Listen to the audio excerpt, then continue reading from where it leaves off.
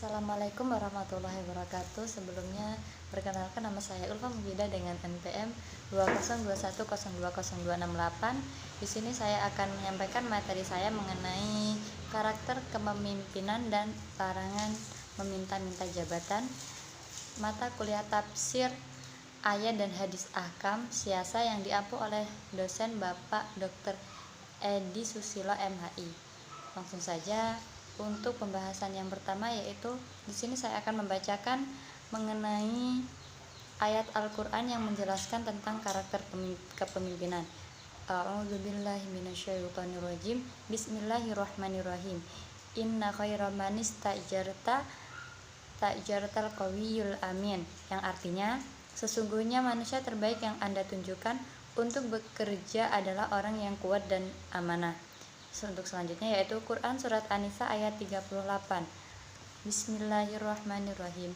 Innallaha ya'murukum an tu'addul amanata ila ahliha wa idza hakamtum bainan nas an tahkumu bil 'adl. Innallaha ni'ma ya'idukum bih innallaha kana sami'an basira.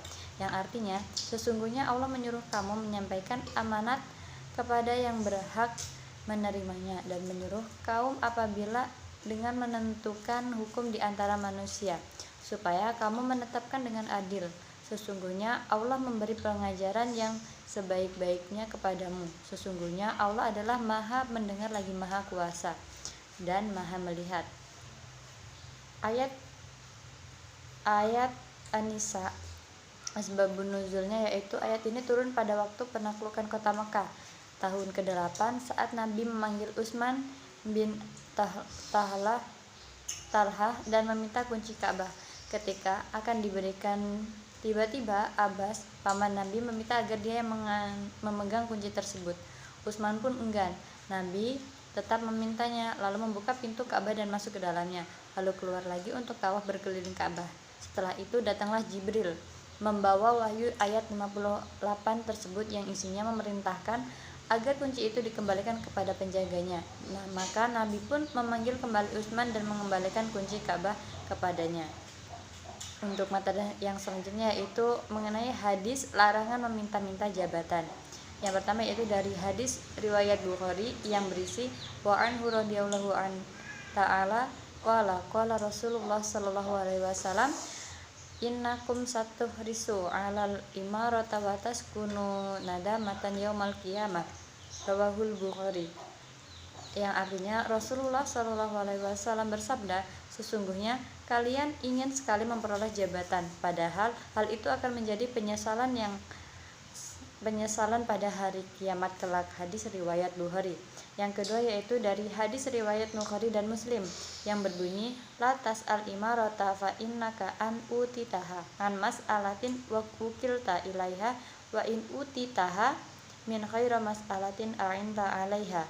Yang artinya janganlah kamu meminta jabatan, karena sesungguhnya jika diberikan jabatan itu kepadamu karena engkau memintanya, engkau akan diberikan jabatan itu tanpa pertolongan dari Allah.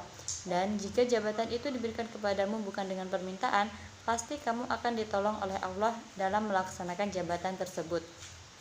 Untuk yang hadis yang ketiga yaitu dari hadis riwayat Tirmizi yang berisi wa an Abi Maryam radhiyallahu anhu an Nabi sallallahu alaihi wasallam qala man wallahu syai'an min umuril muslimin fahtajab min hajatihim wa faqirihim ihtajaballah duna hajatihi, akhrajahu dari Abu Dawud wa Tirmizi yang artinya dari Abi Maryam dari Nabi Muhammad sallallahu alaihi wasallam bersabda, barang siapa yang diangkat oleh Allah untuk mengurus urusan kaum muslimin namun dia menutup diri dan tidak memenuhi kebutuhan dan kesulitan, maka Allah juga akan menutup dia sehingga dia tidak bisa memenuhi kebutuhannya sendiri.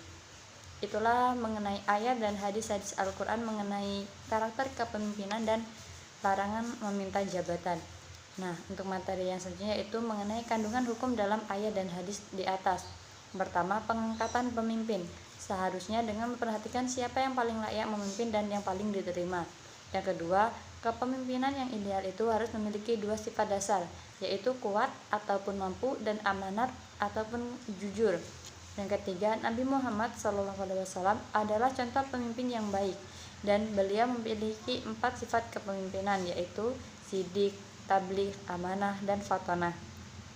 Yang keempat, Al-Marwadi rahimahullah dalam kitab Al-Ahkam As-Sultaniyah menyebutkan syarat-syarat seorang pemimpin, diantaranya adil dengan ketentuan-ketentuannya, ilmu yang bisa mengantar kepada ijtihad, yang ketiga jihad jasmani, yang keempat norma dan tidak cacat, yang kelima bijak, dan yang terakhir yaitu keberanian.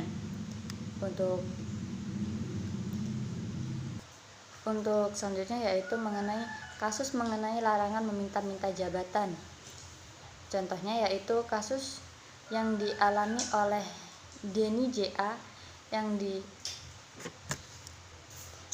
yang menginginkan jabatan komisaris di BUMN, yang ia meminta kepada Pak Luhut sebagai atasannya untuk memperoleh suara dan agar Denny J.A. diangkat sebagai anggota komisaris pada BUMN. Tentu saja hal tersebut dilarang baik dalam agama maupun dalam hukum Islam dan perundang-undangan. Dari kasus tersebut dapat kita analisis bahwa menurut para ulama, hakikat kedudukan jabatan kepemimpinan ialah sebagai pengganti Allah dalam menjaga agama dari kehidupan dunia. Tidak semua orang dapat bisa menjadi seorang pemimpin. Tidak semua orang dapat bisa mengemban amanah sebagai seorang pemimpin, karena seorang pemimpin haruslah layak, seperti dia harus adil, mampu, amanah, dan lain-lain sebagainya, seperti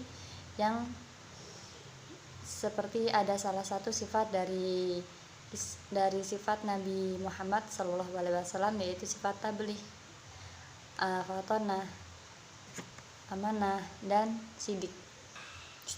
Menurut hukum Islam, Rasulullah melarang berambisi untuk meraih jabatan, baik dengan cara yang baik ataupun halal maupun dengan cara yang buruk ataupun haram, kecuali jika jabatan orang tersebut ditunjuk oleh khalayak untuk menjadi seorang pemimpin. Nah, ada suatu contoh ketika pada zaman dahulu, yaitu kisah Nabi Yusuf yang meminta jabatan sebagai bendaharawan pada saat itu. Beliau tetap diangkat karena pada saat itu tidak ada seorang pun yang dapat memimpin kebendaharaannya kecuali Nabi Yusuf. Maka hal tersebut diperbolehkan saja asalkan dia mampu dan dia dapat dipercaya atau beramanah dalam menjalankan tugas-tugas tersebut. Dalam undang-undang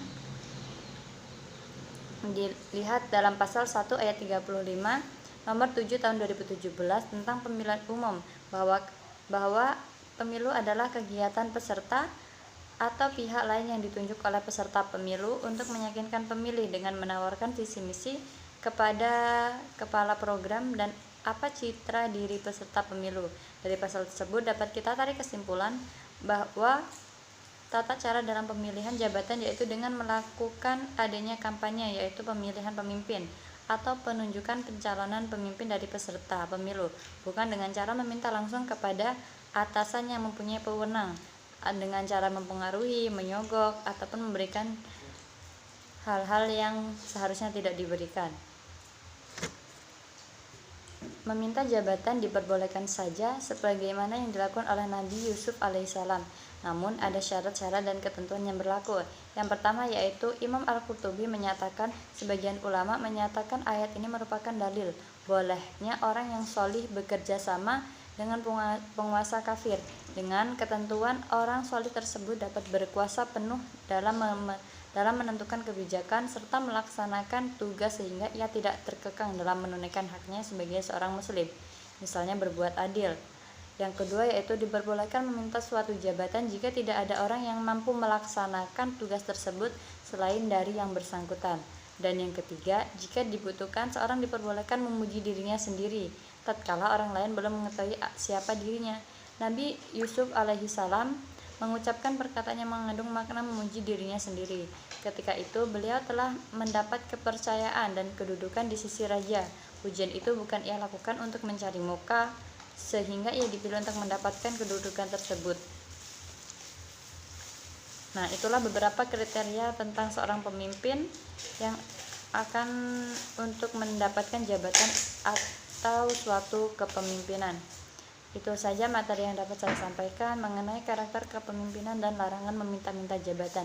Semoga bermanfaat dan saya akhiri. Wallahul muwaffiq ila aqwamit thoriq. Wassalamualaikum warahmatullahi wabarakatuh.